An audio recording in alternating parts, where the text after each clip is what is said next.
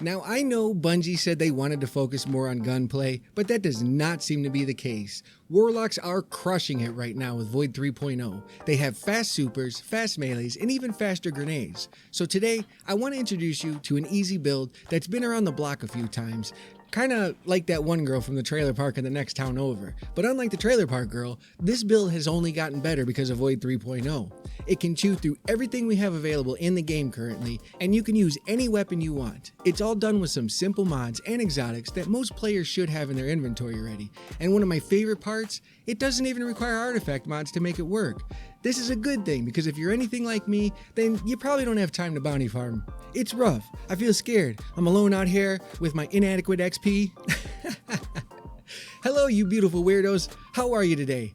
I hope everyone is enjoying the Witch Queen so far. I know I'm having a blast with it.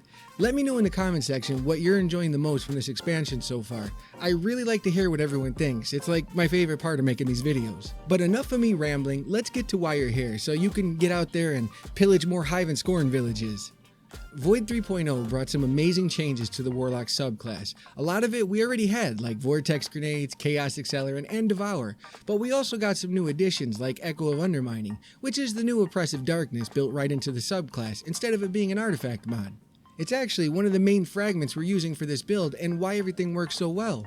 Echo of Undermining weakens enemies by 15% along with slowing them at the same time, and when combined with the Vortex Grenade, which just so happens to be one of the deadliest grenades in the game, you end up with the perfect storm of death and destruction everywhere. These two are beautiful together. This fragment has -20 on the discipline, but with Devour active, you really don't even notice. I'm currently running 4 discipline in the background footage you're seeing with no problems. The next fragment is Echo of Exchange. This gives us grenade energy for melee final blows. The Pocket Singularity isn't very strong in PVE, but it's really good at trash mobs and cleaning up hurt enemies. But we're more interested in the grenade energy it grants, and the fact that it can knock enemies back if we get ourselves in trouble. The last fragment is Echo of Expulsion. This fragment causes enemies to explode from void ability kills. That's it, that's all it does, but the enemies do chain react and cause massive explosions, and you can never go wrong with massive explosions, right? For the aspects, we'll be using 2 fan favorites from the old subclass called Chaos Accelerant and Feed the Void. Chaos Accelerant lets you cook your grenades to extend the radius by 100%.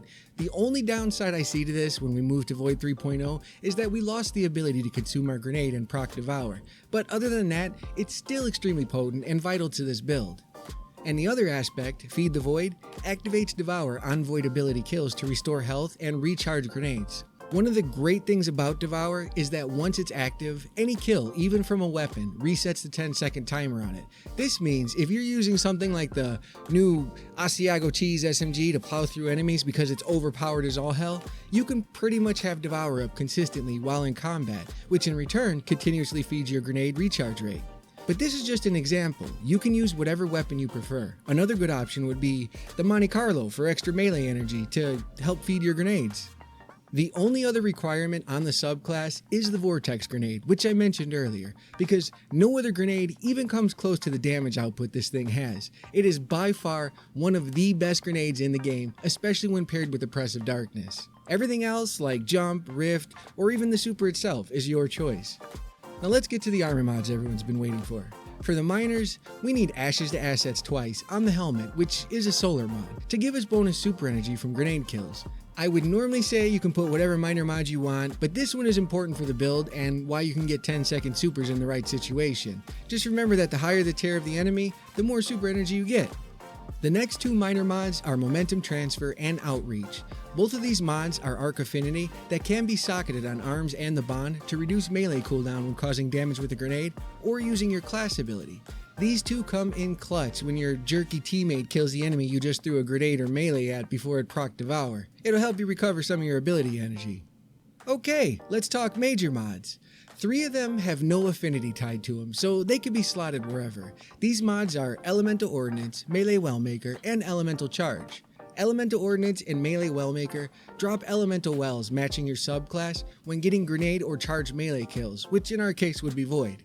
And Elemental Charge grants 2 stacks of Charge Light when picking up that Elemental Well that you just made from the melee or the grenade. The final two are consume charge light mods called Firepower and Heavy Handed. Firepower is a solar affinity mod that grants 15% grenade energy back per copy of the mod when using a grenade, consuming 1 stack of charge light. I know I've said this many times in the past, that 15% may not seem like it's worth the cost of a mod socket, but when combined with the Devour aspect and the Echo of Exchange fragment, you end up with instant grenades in most situations. And the last one is Heavy Handed. This is an arc affinity mod that grants 50% of your melee energy back when using a charged melee, and you guessed it, consuming 1 stack of charged light. It also has a secondary perk that can only be active if you have another arc mod socketed in as well. This secondary perk isn't a must-have, but it adds ammo to your reserves when defeating enemies with fusion rifles, shotguns, sidearms, or SMGs while surrounded. It works great when using something like a fusion rifle that has reservoir burst on it, because you can blow up multiple enemies at a time. I would recommend putting this one on the bond because you already have the Arc mod Outreach on it. This way you have room in the future to put champion mods on the arms. Now the only other thing required for this build is the Controverse Holes. These have a perk called Chaotic Exchanger.